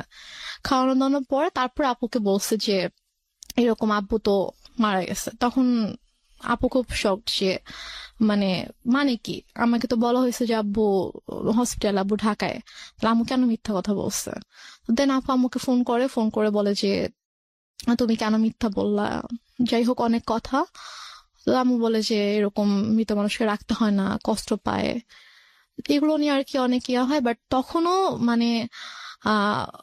আমি বুঝতে পারিনি যে আসলে ব্যাপারটা কি হয়েছে। তো এর মাঝে কথা ওঠে আব্বুর এই ফাইলটা নিয়ে।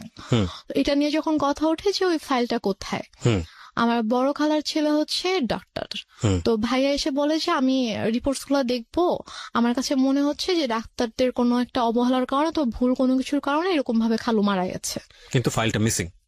হ্যাঁ, তো এই জন্য ওরা হসপিটাল থেকে ফাইলটা মিসিং করে দিয়েছে। আমরা একটা বিষয় একটু বলি প্রিয় শ্রোতা, আজকের এই গল্পটা একটু যে জায়গাটা এখন দাঁড়িয়ে আছে সেটা সামনের দিকে গিয়ে পুরোপুরি অন্যদিকে মন নেবে, because I know the story. এবং এইটুকুতে যদি নাটক বা সেই নামে ট্যাগ করা আছে। ওকে, রেনুমা, আমরা যেখানটায় ছিলাম যে এক ধরনের স্বেচ্ছাচারী আচরণ মার বাবাকে কবর দেয়া নিয়ে, এবং তারপরে মেডিকেল রিপোর্টটা খুঁজে পাওয়া যাচ্ছিল না যে মেডিকেল রিপোর্টে কি আসলে আছে। হ্যাঁ, তারপর ভাইয়ার ধারণা ছিল যে ডক্টরদের কোনো অবহেলার কারণে হয়তো এরকম হয়েছে। তো তারপর এটা নিয়ে মোটামুটি ভালো একটা ভাইয়া হসপিটালে গিয়ে ইনকোয়ারি করে। তো ওরা সেম রিপ্লাই দেয় যে আমাদের কোনো ফল্ট নেই, কেউ নিয়ে গিয়েছে, আপনাদের রিলেটিভের মধ্যে থেকে কেউ ফাইলটা নিয়ে গিয়েছে। আচ্ছা। তারপর তো আম্মুর এই ব্যাপারটা নিয়ে আসলে কোনো ইয়া ছিল না, যে বলতেছে যে তোদের এত বাড়াবাড়ি কেন করতেছিস, কি দরকার খামাখা, হুম। মারা গেছে আল্লাহর জিনিস, আল্লাহ নিয়ে গেছে, তো কেন ওদেরকে দোষারোপ করে তো লাভ নেই। হুম। খামাখা ফাইল হারাইছে, ফাইল দেখি এখন কি হবে, ওই ফাইল আর তো এখন কোনো দরকার নেই। হুম। তো তারপরও আর কি আমিও তখন ইয়া করি যে না আসলে এটা তো দরকার, ডক্টরদের কারণে হয়তো এরকম কিছু হয়েছে। হুম। তো তারপর গিয়ে আর কি এটাকে নিয়ে আর তেমন ইয়া হয়নি। তো হসপিটালে ওরা বলেছিল যে আপনাদের ওই দিন যেসব রিলেটিভরা ছিল হুম। সবাইকে যদি মানে আমাদের সামনে আনতে পারেন, মানে রিসিপশনের জিনিস ছিল, উনি বলেছে যে তাহলে আমি চিনে ফেলবো আচ্ছা। কে ছিল। উনি বলেছে যে আমি জিজ্ঞেস করছিলাম যে মানে কে ছিল, মানে ছেলে ছিল নাকি মেয়ে ছিল, তো উনি বলছে একজন মহিলা ছিল। আচ্ছা। তো উনি এসে বললো যে অমুক কেবিনের অমুক পেশেন্টের হচ্ছে আমি রিলেটিভ, তো ডক্টর ফাইলটা চেয়েছে, ফাইলটা দেন তাড়াতাড়ি। হুম। তো ফাইলটা পরে নিয়ে গিয়েছে। হুম। তো যাই হোক, তো তারপর এটা নিয়ে আর কোনো ইয়া হয়নি। আম্মুকে যখন বললাম যে চলো তাহলে আমরা সবাইকে নিয়ে যাই ওখানে যেদিন ছিল, হুম। তো বলতেছে যে না আমরাই তো ছিলাম, আমরা তো কেউ যাই নাই। তা বলছে যেতে সমস্যা কোথায়, চলো। হুম। আমি বলছেন আমি যাব না। তো এটা নিয়ে এক পর্যায়ে আমার সাথে অনেক বড়ই সিনক্রিট হয়েছে, ওকে। অনেক কথা কাটাকাটি হয়েছে। ভাইয়াও বলেছে যে খালা চলো, কি সমস্যা। হুম। তো সে বলছেন আমি যাব না।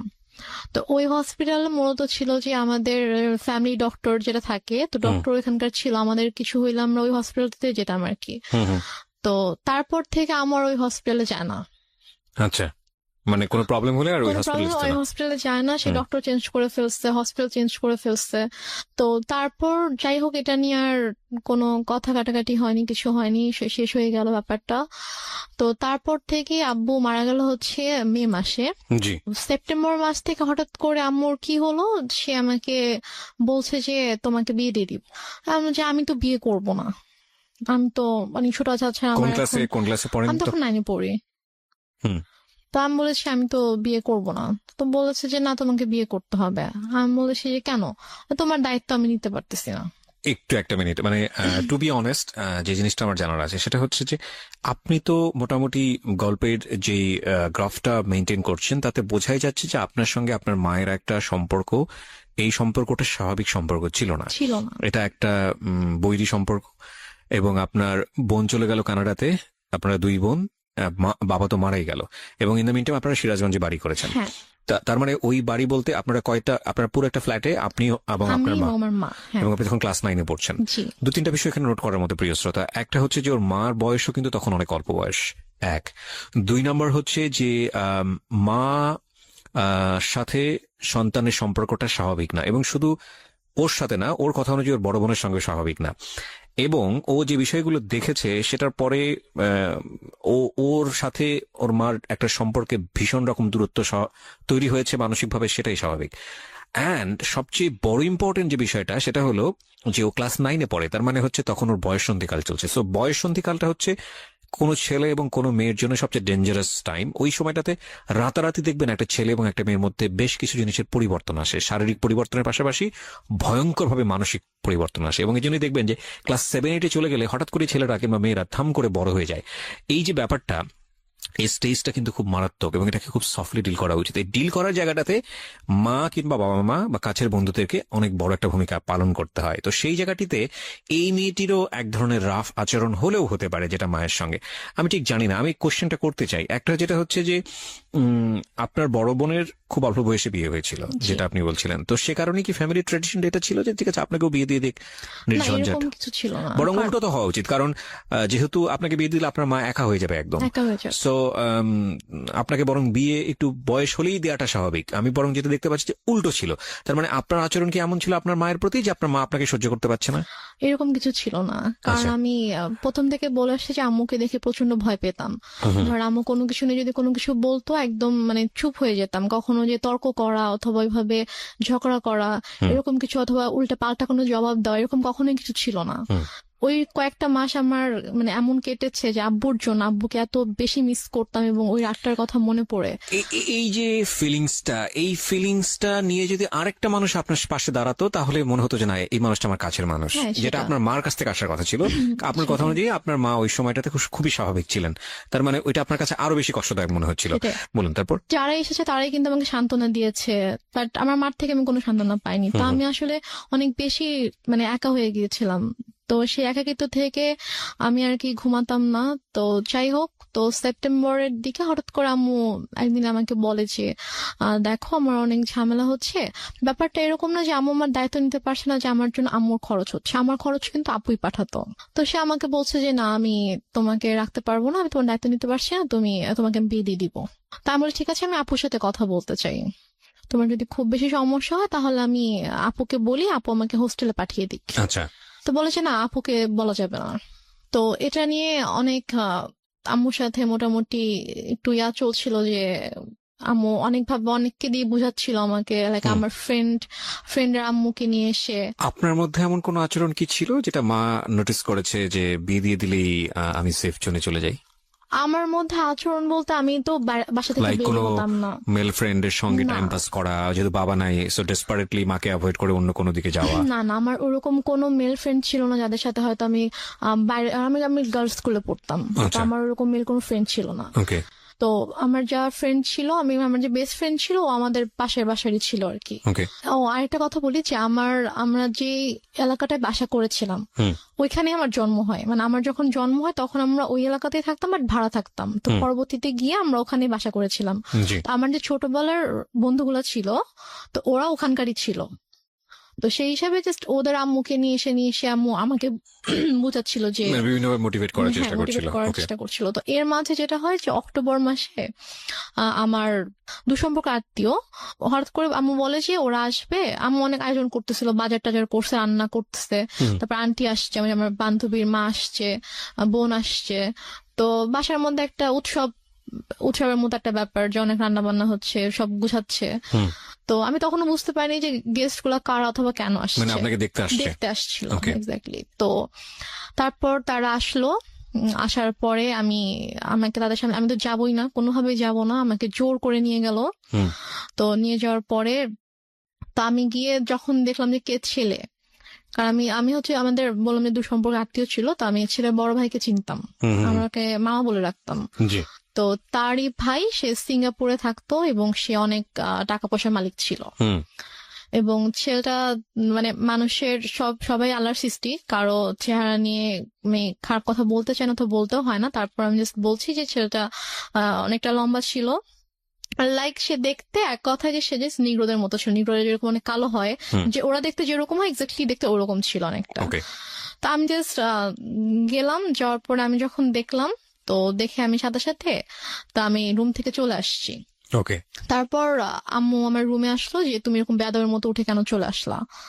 আমি বললাম যে আমি ওখানে কেন থাকবো, তুমি তো আমাকে জোর করে নিয়ে গিয়েছো, আর তুমি ছেলের অবস্থা দেখছো কিরকম। তো পরে বলতে তারপর বিষয়টা কিরকম যে ছেলেটাকে পছন্দ হলে আপনি বিয়ে করে ফেলতেন? না, পছন্দ হলে যে বিয়ে করতাম সেটা না, আমি বলছি যে তোমার কি মানে এতটুকু মানে নেই যে তুমি এরকম একটা ছেলের সাথে আমাকে বিয়ে দেওয়ার জন্য নিয়ে আসছো, মানে তোমার রুচিবোধে কিভাবে এটা করলো যে তুমি এরকম একটা ছেলের সাথে আমাকে বিয়ে দিবে, এরকম একটা ছেলের সাথে তুমি আমাকে বিয়ে দিতে চাও। আচ্ছা। এই জন্য আর কি, ছেলেকে পছন্দ হলে যে আমি বিয়ে করতাম ব্যাপারটা এরকম না, কারণ বিয়ের কোনো চিন্তা ভাবনা আমার মাথায় ছিলই না। তো তারপর তো আমি ওখানে আর গেলাম না, ওদের সামনে আর গেলাম না, অনেক ফোর্স করলো। দেন ওরা বিকেলে চলে গেল। তো যাওয়ার পরে আমাকে ওই আমার আন্টি তারপর আম্মু সবাই মিলে বুঝাচ্ছে যে সোনার চামচ হচ্ছে বাঁকা হলেও ভালো, ছেলে না হয় দেখতে একটু খারাপ, বাট স্টাবলিশড একটা ছেলে, সিঙ্গাপুরে অনেক কিছু করেছে, তার অনেক টাকা পয়সা, তো সমস্যা কি। ওকে। ছেলে বয়স অনেক বেশি ছিল, 40 আপ ছিল। আপনি তখন ক্লাস 9 এ আমি পড়েন? তখন ক্লাস 9 এ পড়ি। মানে 14 থেকে 15 বছর বয়স সর্বোচ্চ। তো তারপর গিয়ে যাই হোক, এটা নিয়ে আমি বললাম যে আমি কোনোভাবেই বিয়ে করব না, আমাকে আপুর সাথে কথা বলতে দাও, আমি এখান থেকে চলে যাবো, আমি তোমার কাছে থাকবো না, কিন্তু আমি বিয়ে করবো না। আচ্ছা। বাট আম্মু কোনোভাবে আপুর সাথে আমাকে কথা বলতে দিচ্ছে না। ফাইন, আমরা এই জায়গাটা একটা বিরতি নিতে চাই প্রিয় শ্রোতা। গল্পের মোড়টা কিন্তু ঘুরে গিয়েছে এবং গল্পের মোড় আরো ঘুরতেই থাকবে। রাত 2টো পর্যন্ত আপনার সঙ্গে আমরা আছি। আপনারা শুনছেন মিস্টার ম্যাঙ্গো ক্যান্ডি প্রেজেন্স জীবন গল্প। রেহনুমা হচ্ছে আজকে আমার গেস্ট। আমি আরজি কিবরিয়া আপনার সঙ্গে রয়েছি এবং ঢাকা এফএম সারা বাংলাদেশ ব্যাপী এই মুহূর্তে কান পেতে আছেন আপনারা, আমরা জানি। দেশের প্রত্যন্ত অঞ্চল থেকে আপনারা আমাদেরকে শুনতে পাচ্ছেন। প্রতিটি জীবন গল্পই কোনো না কোনোভাবে আমাদেরকে কোনো কিছু শেখায়। এক একটা গল্প আমাদেরকে এক একটা পথ তৈরি করে দেয়। এবং আমি খুব খুশি হই যখন আমি দেখি যে বিভিন্ন জায়গা থেকে ফোন আসে এবং আমাকে বলে যে ভাইয়া ওই জীবন গল্পটা আমার জীবনটাকে চেঞ্জ করে দিয়েছে। আসলে আমরা যদিও বলি এটা একটা এন্টারটেইনিং শোতে ফিলিংস অনেক বড় একটা ফ্যাক্ট। মনের মধ্যে ধাক্কা দিতে হবে যে কখনো দুঃখ, কখনো আনন্দ, কখনো কষ্ট, এই ফিলিংসের জায়গাগুলো যেন গল্পে থাকে। কিন্তু আমি শুধু এই তখন থেকে আম্মুর সাথে আমার একটু মানে আরো বেশি আর কি দৌড়তো সৃষ্টি হয়ে যায়, একটু ঝামেলা হতে থাকে যে কেন বিয়ে করবি না, বিয়ে নিয়ে আম্মু খুবই আর কি ফোর্স শুরু করে। তো এক পর্যায়ে যেটা হয় যে একদিন আম্মু মানে হাত কেটে ফেলে আর কি, মানে ছুরি দিয়ে হাত কেটে ফেলে মানে যে আপনার বিয়ের ব্যাপারটা নিয়ে বিয়ে জিদ করে। ব্যাপারটা নিয়ে, হ্যাঁ, যে বিয়ে করবি না এটা নিয়ে সিঙ্গেট করে, তুই যদি বিয়ে না করিস আমি সুইসাইড করবো, আমি মারা যাবো। আচ্ছা, তা আম্মু হাত কেটে ফেলে। তো ওই দিন আর কি আমি খুব ভয় পেয়ে যাই। ভয় পেয়ে বলে আচ্ছা ঠিক আছে আমি বিয়ে করব। হুম। তো তারপর আম্মু আবার ছেলে দেখতে শুরু করে। তো এর মাঝে আমার একটা বান্ধবীর হচ্ছে কাজিন, তো তার সাথে আমার দেখা হয়েছিল। তো সে আমাকে পছন্দ করতো। হুম। তো সে আমাকে বলেছিল, আমার বান্ধবীর মাধ্যমে সে আমাকে বলেছিল। তো তার বাট আমি ওরকম কিছুতে যাইনি। তো সে শুনতে পায় আমার বান্ধবীর কাছ থেকে যে আমার বিয়ে নিয়ে কথা হচ্ছে। তো সে আর কি আমার বাসায় প্রপোজাল পাঠায়, আম্মুর কাছে প্রপোজাল নিয়ে আসে তার ফ্যামিলির মাধ্যমে। তো তারপর আম্মু বলে যে এই ছেলেকে বিয়ে করবি, এই ছেলেকে বিয়ে কর, সবকিছু তো ঠিকঠাক আছে, ছেলে দেখতে শুনতেও ভালো আছে, সবকিছু ঠিক আছে, ঠিক আছে এই ছেলেকে বিয়ে কর, এটা নিয়ে ঝামেলা করিস না। তা আমি বলি আচ্ছা ঠিক আছে। তারপর ওই ছেলেটার সাথে আমার 2009 সালের নভেম্বর মাসে বিয়ে হয়। মানে এই ছেলেটা অ্যারেঞ্জ ম্যারেজই ছিল? অ্যারেঞ্জ ম্যারেজে ছিল, কি হ্যাঁ। করতো ছেলেটা? তখন হচ্ছে মানে ওদের ফ্যামিলি বিজনেস ছিল। এমনি এডুকেশন ওই সময়টা তোর? ও বিবিএ কমপ্লিট করেছিল। ওকে, আপনি ক্লাস 9-এ পড়েন। হ্যাঁ। ছেলেটাই বা আপনাকে বিয়ে করলো কেন, বা রাজি হলো কেন? I don't know. সে আমাকে পছন্দ করতো, ইভেন আমার আগে থেকে পছন্দ করতো? আগে থেকে পছন্দ করতো। তো আমাকে আমার বান্ধবীর মাধ্যমে বলেছিল যে ওকে আমার অনেক ভালো লাগে, ওকে একটু বল। তো আমার ফ্রেন্ড আমাকে বলেছিল যে ভাইয়া তো তোকে পছন্দ করে, তো মানে রিলেশনশিপে যাবি কিনা অথবা এরকম আমাকে বলেছিল। তো আমি বলেছি না, আমি এরকম কোনো কিছুতে যাব না। তো তারপর আর কি সে এবং মানে মাঝে মাঝে হয়তো আমার ফ্রেন্ডের ফোনের মাধ্যমে তার সাথে আমার কয়েকবার কথা হয়েছিল যে আবু মারা যাওয়ার পরে আর কি, যে ভাইয়া তোর সাথে কথা বলতে চেয়েছে। তো তারপর কথা হয়েছে। তো সে আমাকে অনেক পছন্দ করতো। আমারও ভালো লাগতো, আমারও যে ভালো লাগতো না সেটা না, কিন্তু আমি আসলে এরকম ভাবে কোনো রিলেশনে যাওয়ানোর মতো অবস্থা ছিলাম না আর কি। তো যাই হোক, নভেম্বরের 28 তারিখে আমার বিয়ে হয়ে যায়। তারপর আমি ঢাকায় চলে আসি, ওরা সবাই ঢাকায় থাকতো। হাজবেন্ডের নাম কি ছিল? ওর নাম ছিল শাহেদ। শাহেদ। তো তারপরে আমরা ঢাকায় চলে আসার পরে আর কি আমি, ওদের ফ্যামিলি সবাই ছোট ছিলাম, মানে হচ্ছে ওর যে বড় বোনের, ওরা 3 ভাই 2 বোন ছিল।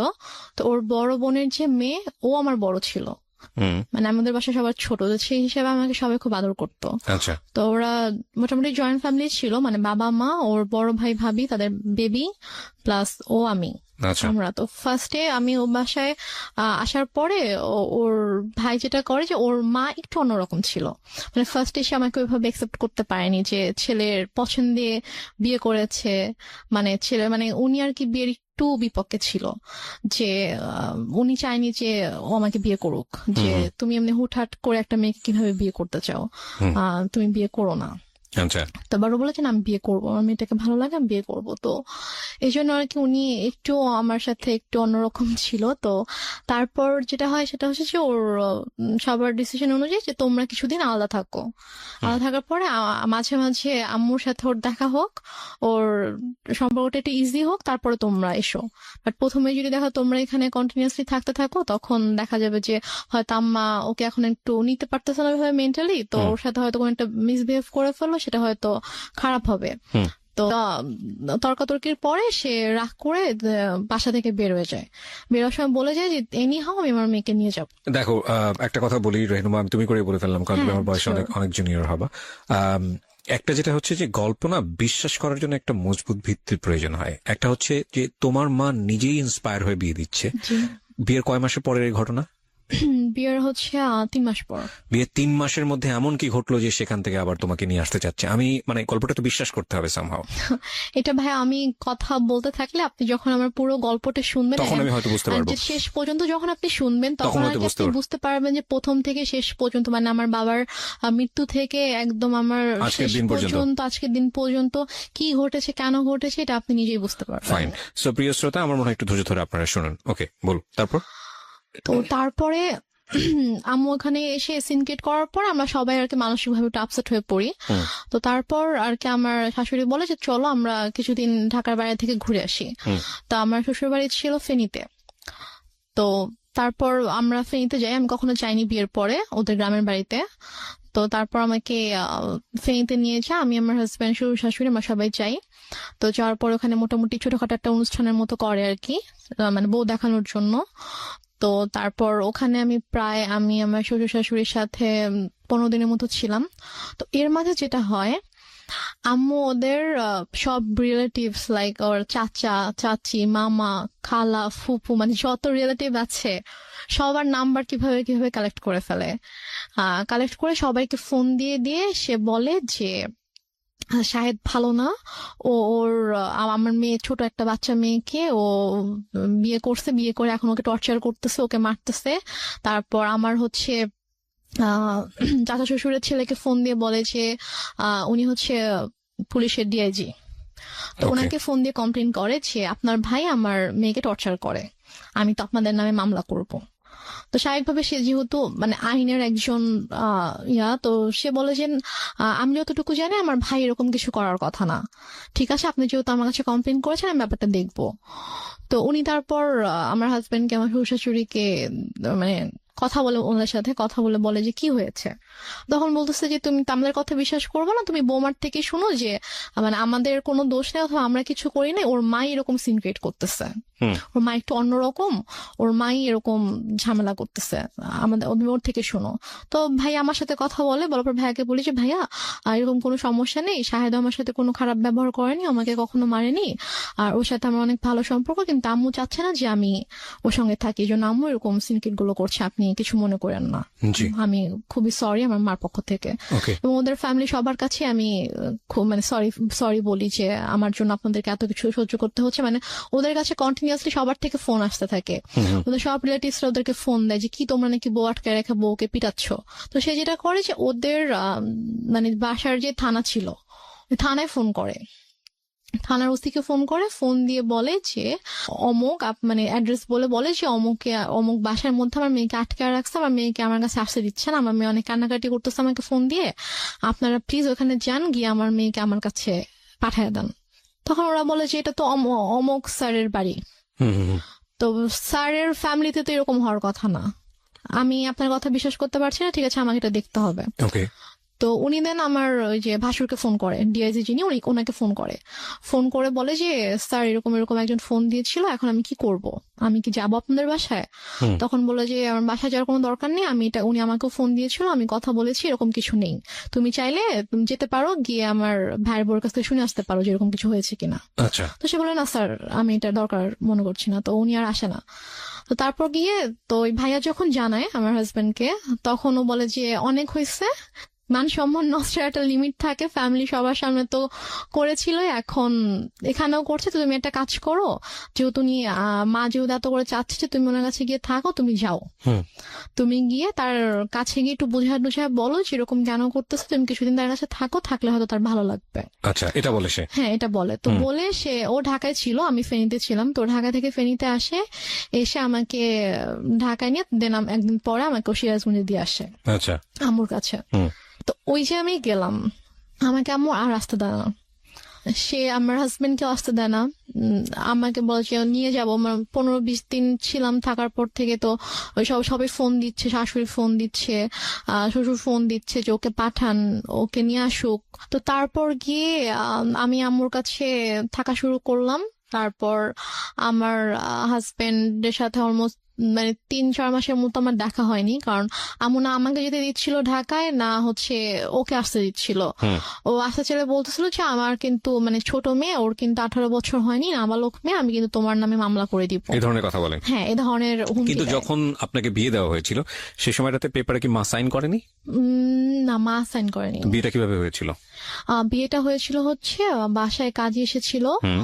তো কাজী বিয়ে পড়িয়েছিল, মানে সাইনও নিয়েছিল, কাবির নামায় সাইনও নিয়েছিল। হুম। তারপর ওখানে 4 জন সাক্ষীও ছিল, কিন্তু মার সাইন ছিল কিনা অথবা করেছিল কিনা সেটা আমার ঠিক মনে নেই। তো মনে হয় না মা সাইন করেছিল, কারণ পরে যখন আমি যখন পেপারস দেখেছিলাম তখন দেখেছি ওখানে যে সাক্ষীদের সাইন ছিল, আমার আর আমার সাক্ষী হাজবেন্ডের কারা সাইন কারা ছিল। ছিল? সাক্ষী ছিল হচ্ছে ওর 2 জন আঙ্কেল ছিল হুম। সাক্ষী, আর আমার পক্ষ থেকে আমার একটা মামা আর আমার একটা ভাইয়া ছিল। ফাইন, এখানে একটা বিষয় জড়িত আছে। ওর ফ্যামিলি থেকে কি লোকজন এখানে এসেছিল? হ্যাঁ। তোর ফ্যামিলির পক্ষ থেকে ওর বাবা মা কেউ সাইন করেনি পেপারে? না না না, ওর বাবা মা আসেনি বিয়েতে। কেন আসেনি? বাবা মা আসেনি, ওর বাবা তখন অনেক অসুস্থ ছিল, আর ওর মা তো রাগ করেছিল জন্য ওর মা আসেনি। Renuma, this is totally unbelievable. Cause অসুস্থ হলে তো বিয়েটা পিছিয়ে যাওয়ার কথা। বিয়েটা অসুস্থ ছিল বলতে উনি হচ্ছে প্যারালাইসিস ছিল, তো উনি তো চাইলেই উনি মুভ করতে পারতো না, বাট ওর মার আসার কথা, বাট ওর মাকে ওরা কোনোভাবেই কনভিন্স করতে পারেনি। ওকে ফাইন, তো ইটস ওর এ লজিক। ভাই বোন, তারপর হচ্ছে ওর আঙ্কেল আন্টিরা সবাই এসেছিল। এসেছিল তো ওই ফার্স্ট রিলেটিভ যেটা যে হয় তারই তো সাইন করার কথা ডকুমেন্টসে। দেন মোহর কত ছিল? দেনমোহর আমার ঠিক মনে নাই, সম্ভবত 5 লাখ ছিল। আপনার ফার্স্ট বিয়ে অথচ আপনার দেনমোহরটা মনে নাই, এটা মানুষ কিন্তু সহজভাবে নিবে না, কারণ it's a very sensitive story. That's why I am asking. এবং আপনার পক্ষ থেকে তো আপনার মার অবশ্যই সাইন থাকার কথা, যেহেতু আপনার মাই ইন্সপায়ার করছে বিয়েটা দেওয়ার জন্য। সো ওনারও সাইন নাই, তার মানে লজিক্যালি যদি আমি যাই তাহলে এখানে ওনার বিয়েতে মত ছিল না, এটা প্রথম থেকেই বোঝা যাচ্ছে। যদিও আপনার কথা অনুযায়ী বিষয়টা একদম ডিফারেন্ট। ওকে, 3 মাসের মধ্যে এত বড় কি ঘটনা ঘটে গেল যে কারণে মা তাকে নিয়ে আসবে, যেটা আমি আপনি একটু আগে বলেছেন যে পুরো গল্পটা শুনলে হয়তো বা জিনিসটা পুরোটা বুঝতে বোঝা যাবে। পারবেন আপনি। ওকে, সো আমাদের এখানে একটা ডিলেমা তৈরি হচ্ছে প্রিয় শ্রোতা, বাট আমরা এখনই কোনো রেজাল্টে না যাই, আমরা বরং একটু সামনের দিকে যাই, দেখি লজিক্যালি মেলে কিনা। হ্যাঁ, তারপর কি হলো? তারপরে হচ্ছে আমার ওদের ফ্যামিলি থেকে সবাই আম্মুকে ফোন করতো, আম্মুকে বোঝানোর চেষ্টা করতো যে আমরা আসি, সামনাসামনি কথা বলে ঠিক করার চেষ্টা করি যে দেখি ঠিক হয় কিনা, আপনি কেন এরকম করছেন। তো বাট আম্মু বলেছে আমি এই বিষয়ে কোনো কথাই বলবো না, মানে একটাই কথা ছিল তার যে আমি আমার মেয়েকে সংসার করতে দিব না, আমি আপনার ছেলের সাথে রাখবো না। ওকে, তো এদিকে মানে আমার সাথে কথা বলতে দিত না, লাইক আমার ফোন আম্মু আমার থেকে নিয়েছিল, আমার ফোন আমার কাছে রাখতে দিত না। আমার হাজবেন্ড ফোন করতো আম্মুর ফোনে, ফোন করলে আমাকে কখনো দিত কখনো দিত না। তো আমি অনেক কান্না করতাম, আমার মন অনেক খারাপ থাকতো যে আমি ওখানে যেতে চাই। আমি আম্মুকে অনেক, ইভেন আমি আম্মুর মানে পায়ে ধরেও কান্না করেছি, আম্মু তুমি কেন এরকম করছো আমাকে বলো। মানে সে আমাকে কোনো মানে কারণও বলতো না যে কেন সেরকম করছে। আমি বলছি আম্মু তুমি তো আমাকে বিয়ে দিয়েছো, এখন যখন আমি একটা জায়গায় গিয়েছি, আমার বিয়ে হয়েছে, আমি আমার হাজবেন্ডকে অনেক ভালোবাসি, আমি ওর ফ্যামিলির সাথে অনেক ভালোভাবে মিশে গিয়েছি, তো এখন কেন তুমি সবাইকে এরকম কষ্ট দিচ্ছ, আমাকে কেন তুমি কষ্ট দিচ্ছ আম্মু। যাই হোক, তারপরে গিয়ে আম্মু যেটা করলো যে ওদের সাথে অনেক কথাবার্তা যখন হলো, ও অনেক বার রিকোয়েস্ট করলো, তো বলে ঠিক আছে তুমি সিরাজগঞ্জ আসো, এসে ওর সঙ্গে দেখা করে যাও। ওকে, তো দেন আমার হাজবেন্ড অলমোস্ট 4 মাস পরে আমাদের বাসায় আসে, সিরাজগঞ্জে আসে। তো এসে সে আমার সঙ্গে দেখা করে, তো তখন আম্মুর সাথে কথা বলে। ও আর আমি দুজনে আম্মুর কাছে গিয়ে আম্মুর পায়ের কাছে বসে আম্মুকে বলি যে ও বলে যে আম্মু আপনি কেন এরকম করতেছেন, বলেন আপনি মানে আমি কি কোনো দোষ করেছি অথবা আমার কোনো ভুল হয়েছে যে আপনি কেন ওকে আমার থেকে দূরে রাখতেছেন, আপনি কেন এরকম করতেছেন। আম্মু বলে যে না, আমি কোনো কথা শুনবো না, আমি তখন ভুল করছি, আমার বাচ্চা মেয়েকে বিয়ে দিছি, এখন আমি বুঝতেছি যে আমার ছোট একটা মেয়েকে এভাবে এত কম বয়সে বিয়ে দেওয়া উচিত হয়নি। এখন আমি চাই সে পড়াশোনা করবে, পড়াশোনা শেষ করবে, করে এস্টাবলিশড হবে, দেন সে চাইলে তার পছন্দ অনুযায়ী কাউকে বিয়ে করবে, কিন্তু আমি যেটা ভুল করেছি আমার সেই ভুলটা শুধরাতে হবে। সে ওর সাথে সায়দার সাথে অনেক রুড বিহেভ করে। আপনি কি করেন ওই সময়টাতে? আমি জাস্ট তখন আমি ওকে নিয়ে আমার রুমে চলে আসি, এসে বলি যে তুমি এখান থেকে চলে যাও, এভাবে অপমানিত হওয়ার কোনো মানে হয় না, তুমি চলে যাও, তোমার আশা লাগবে, আমি যদি আম্মুকে বুঝাতে পারি আমি চলে আসবো। আপনাদের আর কোনো আত্মীয় স্বজন ছিল না আশেপাশে যারা আপনাদেরকে বিয়ে দিয়েছে, তারা কোনো স্টেপ নিচ্ছিল না? কেউ তো কিছু জানতো না, আর আপুর সাথে তো আমার টোটালি কথাবার্তা ওরকম কথা হতো না, কারণ আপুকে আম্মু বলেছিল যে আম্মু আমাকে বিয়ে দেয়নি, আমি নিজের ইচ্ছে বিয়ে করেছি, এবং আমি পালিয়ে গিয়েছিলাম, সেখান থেকে আম্মু আমাকে নিয়ে এসে আমাকে বিয়ে দিয়েছে। ওকে, ওই জন্য আপু রাগ করে আমার সাথে কথা বলতো না আর কি। আর আমি যে তারপরে যে আমি কারো কাছে হেল্প চাইবো অথবা ফোন করব, ওই এটা আমার ছিল না। আমি যে কোথাও একা একা বাসা থেকে বের হয়ে আমি যে কারো কাছে একটা যাবো, গিয়ে যে আমি খুলে বলবো ঘটনা, অথবা আমি যে বাসা থেকে পালিয়ে চলে যাবো ঢাকায়, ওইরকম তখন হয়তো আমি অনেক ছোট ছিলাম, ওইরকম কোনো সাহস আমার ছিল না, অথবা আমি যে মানে যাবো এরকম কোনো একটা সিচুয়েশন ছিল না। কারণ ফাইন, আমরা এই পার্টটাতে কিছু জিনিসের সমাধান পাচ্ছি না, cause it's one kind of mystery. আরেকটা বিষয় সেটা হলো যে ছেলে তো ম্যাচিউর ছিল, তো ছেলে যদি ম্যাচিউর থাকে তাহলে ছেলের একটা, এবং মেয়েরও দেখলাম যে ওখানে মানে আমাদের রেহনুমারও একটা ইচ্ছা ছিল, মানে শাহেদ ম্যাচিউর, রেহনুমার ম্যাচিউর বয়সের দিক থেকে, কিন্তু রেহনুমার ইচ্ছা হচ্ছে তার সঙ্গে থাকার। তো তাহলে আমার মনে হয় না যে আসলে এখানে কোনো বড় বাধা হতে পারতো তার মা, এবং তার মা তো এমন কোনো কিছু করেনি। হ্যাঁ, তার মা একটা ভয় দেখিয়েছে যে আলটিমেটলি তুমি যদি মেয়েটাকে রাখো তাহলে আমি একটা মামলা করে দিব, এবং সেই মামলাটা হবে এরকম যে আমার মেয়ে, অল্প বয়স্ক মেয়ে, তাকে আলটিমেটলি ভুলিয়ে ভালিয়ে নিয়ে যে বিয়ে করা হয়েছে, এতে করে সে অনেক বড় একটা প্রবলেমে পড়বে, শাহেদ এক নারী নির্যাতনের মামলায় পড়ে যাবে, এবং সেটা ভয়ঙ্কর রকমের একটা ব্যাপার হয়ে যাবে। তো সেই ভয় থেকে মূলত তাকে দিয়ে যাওয়া তার পরিবারের কাছে, এবং তারপরেও কোনোভাবেই তাকে কনভিন্স করতে পারছে না নিয়ে যাওয়ার জন্য, কারণ মেয়েটার বয়স, মানে রেহনুমার বয়স কিন্তু বয়স ছিল না। তাহলে বিষয়টা অনেক বেশি কোশ্চেনেবল, এবং সেই কোশ্চেনের উত্তর আসলে কি হবে সেটা আমরা আসলে সামনের দিকে গিয়ে একটু বোঝার চেষ্টা করি। ওকে, ছোট্ট একটা বিরতি নিচ্ছি প্রিয় শ্রোতা। আপনারা শুনছেন মিস্টার ম্যাঙ্গো ক্যান্ডি প্রেজেন্টস জীবন গল্প। শুনছেন আরজি কিবরিয়ার সাথে মিস্টার ম্যাঙ্গো ক্যান্ডি প্রেজেন্টস জীবন গল্প।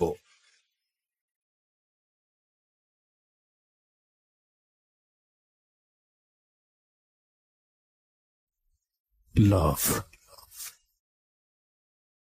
hate, challenge,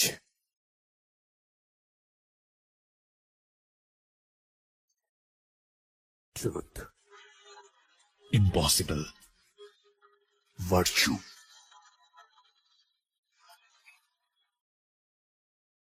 something beyond entertainment. Welcome to my stage of reality. Stay tuned. Sunday and Wednesday with me, RJ Kibriya, only on Dhaka FM 90.4.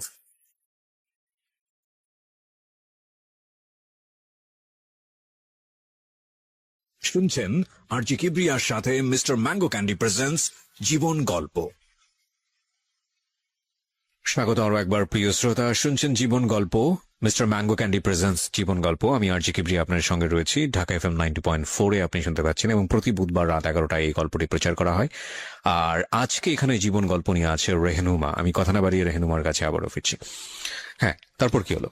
তারপর আমার basically যে আমার husband কিছু করেনি, সেটা হচ্ছে যে ওরা খুব ভালোভাবে বুঝে গিয়েছিল যে আম্মুর সাথে যদি ওরা লাগতে যায়, ঝামেলা করতে যায়, তাহলে ওরা অনেক ভালোভাবে ঝামেলায় পড়বে, কারণ আম্মুদেরকে ভালোভাবে পেঁচাবে, ঝামেলায় ফেলবে।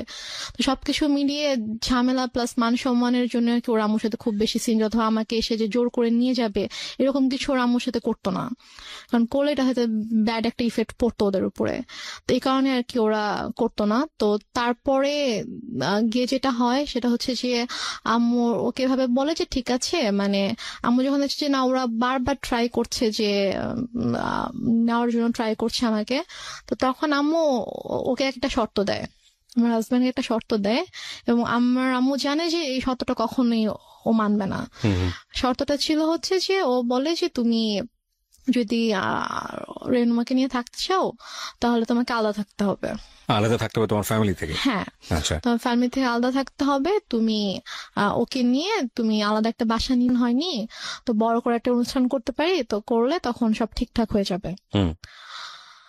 তো এটা বলে, তো বলার পরে আপু যখন আগস্টে আসে, আপু মানে যেদিন আপু ঢাকায় আসে, আসার পরে হচ্ছে আপু শ্বশুরবাড়ি ঢাকাতে, তো দুদিন পরে আপু যখন আমাদের সিরাজগঞ্জে যখন আসবে, তো ওই দিন হচ্ছে শাহেদেরও আসার কথা। তো শাহেদ বলছে যে আম্মুকে ফোন দিয়ে বলছে যে আম্মু আমার একটা কাজ পড়ে গেছে, মানে আমার ওদের হচ্ছে একটা প্রিন্টিং প্রেস ছিল, তো ওই প্রেসে হচ্ছে যে ওদের একটা অর্ডার ছিল, অনেক বড় একটা অর্ডার ছিল, তো ওটা হচ্ছে কমপ্লিট হয়নি। এখন ও যদি ওখান থেকে চলে আসে তাহলে দেখা যাবে যে ওই কাজটা হবে না, তো অনেক বড় লস হয়ে যাবে। তো বলছে যে আম্মু আমার তো কাজ শেষ হতে সন্ধ্যা হয়ে যাবে, তো ওর হচ্ছে ভোরবেলা রওনা দেওয়ার কথা, তো আমি রাতে আসি। সন্ধ্যাবেলা কাজটা শেষ করে আমি হয়তো 8টা-9টার দিকে রওনা দিলাম, দিয়ে আমি রাতের মধ্যে চলে আসবো। আপুদেরকে একটু বললেন আমি চলে আসবো, সমস্যা নেই, কিছু মনে করতে মানা করেন। আমি বলে যে এখন আসবা? বলছে যে আম্মু আমি আসলে তো এখানে কেউ মানে কাজ দেখতে পারবে না, তো সমস্যা হয়ে যাবে। বলেছে এখন আসতে হবে, এখন আসতে হবে। আমি জানি না, আমার বড় মেয়ে 12টার মধ্যে চলে আসবে, মানে এটা সকাল 10টার দিকের কথা আর কি। তুমি এখন রওনা দাও, তুমি চলে আসো, তোমার তো 3-4 ঘন্টার বেশি লাগবে না, তুমি চলে আসো, সমস্যা নেই। ও বলছে যে আম্মু আমার পক্ষে এখন আসা সম্ভব না, আমি আসলে আমার কাজ দেখার কেউ নাই। তো এটা নিয়ে অনেক তর্কাতর্কি হয়। তো হওয়ার পরে লাস্টে গিয়ে আম্মু ওকে বলে যে তোকে আমি এখন বলছি, তুই এখন আসবি। রেগে যায় আর কি। রেগে যায়, আম্মু রেগে ওকে তুই তো করে শুরু করে, বলে যে তোকে আমি বলছি তুই এখন আসতে হবে। এবং ওর ওর এটা নিয়ে খুব মানে হয়, ওর ইগোতে লাগে। ইগোতে লাগে যে তোমার শাশুড়ি কেন আমাকে তুই করে কথা বলবে। তো বলে যে আম্মু আমি যাবো না। বলছে তুই যদি এখন না আসিস, এখন যদি রওনা না দিস, তুই যদি এখন না আসিস, তাহলে তুই এই জীবনও এখানে আসবি না, তুই ভুলে যা আমার মেয়েকে, জীবনও আসতে পারবি না, আমি তোদের রিলেশন জীবনও ঠিক করবো না, তুই আসবে জীবনে আসতে পারবে না। তো বলছে যে আম্মু মানে এটা তো বুঝতে হবে, আমার সমস্যাটা যদি আপনি না বুঝেন তাহলে তো আমার কিছু করার নেই। তো তারপরও মানে ও চেষ্টা করে বুঝাইতে, বাট আম্মু বলেছে না এনিহাও আসতে হবে। তো বলেছে আমার পক্ষে সম্ভব না আসা। তো যাই হোক ও ফোনটা রেখে দেয়। তো আপুরা চলে আসে। তো আপুরা আসার পরে আপুদেরকে যেটা বলে সেটা হচ্ছে যে ও বলছে যে আপনার মেয়ে আসছে, তো আমি কি করব, আমার কেন যাইতে হবে, আমি যাইতে পারবো না আপনার মেয়ের সাথে দেখা করতে। আপনার বড় মেয়েকে বললেন তার যদি আমার সাথে দেখা করতে হয় সেজন্য আমার বাসায় এসে আমার সঙ্গে দেখা করে, বাট এটা কিন্তু ও বলেইনি। তারপরে গিয়ে বলে যে আপু আপু তো এটা শুনে খুব হার্ট হয় যে কেন এটা বলবে, ও আমাদের ছোট, ওকে আমরা নিজেরা ডাকলাম যে হ্যাঁ আম্মু ওকে আসতে বললো, আমরা ওর সাথে দেখা হয়নি, ওর সাথে দেখা করব, তো ওর ফ্যামিলির সাথেও দেখা করব, তো কেন এভাবে রিয়াক্ট করছে। তো তারপরে গিয়ে বলে যে হ্যাঁ তোমাকে তো বলছিলামই ছেলে ভালো না, ছেলের মা ভালো না, ছেলে এরকমই, দেখছো কিরকম বেয়াদব। মানে আম্মু এটা করছে হচ্ছে সম্পূর্ণ ইচ্ছাকৃত ভাবে। ফার্স্টে ওকে ওকে ঠিকঠাক করছে, ওর সাথে সম্পর্কটা ঠিক করছে, ঠিক করে ও আসছে। তারপর যেদিন আসবে মানে আসলে আপুর সাথে দেখা হলে তো সবকিছু নর্মাল হয়ে যেত, এবং হয়তো আপুর সাথে সম্পর্কটা যদি নর্মাল হয়ে যেত, তখন যদি আমি শ্বশুরবাড়িতে চলে যেতাম তখন হয়তো আপুকে ডিটেল ঘটনাটা বলতে পারতাম যে আসলে ব্যাপারগুলো কিন্তু এতদিন এভাবে এভাবে ঘটেছে। আম্মু আসলে এটা চাইনি যে আমাদের সম্পর্কটা স্বাভাবিক হোক এবং আপুর সাথে ওর সম্পর্কটা স্বাভাবিক হোক। ওকে। তো ইচ্ছাকৃত ভাবে আম্মু এরকম সিনক্রেটটা করেছে। তো আপু ভাইয়া তো অনেক রেগে গেল। রেগে যাওয়ার পরে বলতেছে যে ঠিক আছে বাদ দেন, এই ছেলের সাথে আসলে দরকার নেই, সংসারের দরকার নেই, ওকে ইয়া করেন, ডিভোর্স পেপার পাঠায় দেন। বাট আপনি তখন কি বলছিলেন? আমি তখন বলছি যে আমি তো ডিভোর্স দিব না। আমাকে ভাইয়া জিজ্ঞেস করছে যে তুমি কি বলো, আমি বলছি আমি ডিভোর্স দিব না, কি করবা। আমি বলছি আমি ওখানে যাবো, আমি ওদের বাসায় যাব। তো বলছে যে আম্মু তখন বলছে যে দেখছো কিরকম নির্লজ্জ মেয়ে, এইভাবে নিজের বোন ভাই মাকে অপমান করছে ওর জামাই, আর ও এরকম জামাই সাপোর্ট করে কথা বলছে, এখন ওখানে যেতে চাচ্ছে, কত বড় খারাপ মেয়ে, নির্লজ্জ মেয়ে, এগুলো বলছিল আর কি। তো তারপর গিয়ে ভাইয়া বলে যে তুমি কেন যেতে চাও, যে তোমার ভাই আপুকে অসম্মান করছে। এখন আমি আমি মানে বলতে নিচ্ছিলাম যে ব্যাপারটা কিরকম হয়েছে, বাট আমি আম্মুর ভয় বলতে পারছিলাম না, যে আমি যদি বলতাম যে ঘটনাটা এরকম হয়েছে তখন আম্মু তো এটা নিয়ে অনেক সিনক্রেট করতো। তো দেন আর রাতের বেলা আপু বলছে যে আমি ভাবছি যে রাতের বেলা যখন ঘুমাতে যাবো, আম্মু যখন ঘুমিয়ে যাবে তখন আমি আপুকে গিয়ে বলবো যে আপু ঘটনাগুলো কিন্তু এরকম এরকম হয়েছে, তুমি ওকে ভুল বুঝো না, তুমি ব্যাপারটা প্লিজ সলভ করো, আমি এটা বলতে চেয়েছি। তো তারপর রাতে যখন আপুকে বলেছি আপু আমি তোমার সাথে ঘুমাবো, বলছে আচ্ছা ঠিক আছে। তো আম্মু যেটা বলে যে তোমরা 2 বোন ঘুমাবা, চলো আমরা 3 জন একসাথে ঘুমাই। কারণ আম্মু হয়তো বুঝতে পেরেছে যে আমি যদি আপুকে কিছু বলে দেই, রাইট রাইট। ওকে। তারপর বলে যে আমি তোমাদের সাথে ঘুমাবো। পরে আমি বলছি যে না আমি আর আপু ঘুমাবো রুমে, আর খাটে তো 3 জনের জায়গা হবে না। তো আপুর তখন বেবি ছিল 2টা। তো আপুর যে বড় বেবিটা ওর বয়স ছিল 2.5 বছর, তো ওর বাবার সাথে ঘুমাবে আর কি। তো আমি বলছি যে আমি আর পিচি বাবুটা আর আপু ঘুমাবো, তো বেডে তো জায়গা হবে না। সমস্যা না, আমি ফ্লোরে ঘুমাচ্ছি, তোমরা 2জনই শুধু গল্প করবা, মাকে নিবা না গল্পে, মানে সেরকম বলতেছে। তো পরে এখন ওখানে তার মানা করার কিছু নাই, সেভাবে বলছে। আপু বলছে ঠিক আছে আসো, সমস্যা নেই, আসো ফ্লোরে ঘুমাও। তো সে ফ্লোরে বেড করছে, আমি আপুকে বলতে পারলাম না যে যেটা বলতে চেয়েছি বলতে পারলাম না। তো তারপর আমি অনেকবার চেষ্টা করেছি, আপু যে কয়দিন দেশে ছিল, আপু আমাদের বাসায় 2 দিন ছিল, তো ওই 2 দিনেও পারিনি। তারপর আপু যাওয়ার আগে যখন আমি ঢাকা এসেছিলাম আম্মুর সাথে, আপুর শ্বশুর বাড়িতে, তখন আমি বলার চেষ্টা করেছি, আমি সুযোগ পাইনি, মানে আম্মু আমাকে সুযোগটা দেয়নি। আমি যে আপুর সাথে একা কোনোভাবে কথা বলবো, ওই সুযোগটা দেয়নি। ঢাকায়ও যখন আমরা ঘুমিয়েছি, আম্মু আমাকে নিয়ে ঘুমিয়েছে একটা রুমে। আপুর সাথে যখন দিনের মধ্যে স্বাভাবিকভাবে ওরা অনেক বিজি ছিল, তারপর আমি ট্রাই করেছি, সুযোগও পেয়েছি অনেক, বাট আম্মু কোনো না কোনো ভাবে আমাকে কথা বলতে দেয়নি আর কি। তো আমি যাই হোক, আমি কথা বলতে পারিনি। তো আপু চলে গেল। আপু চলে যাওয়ার পর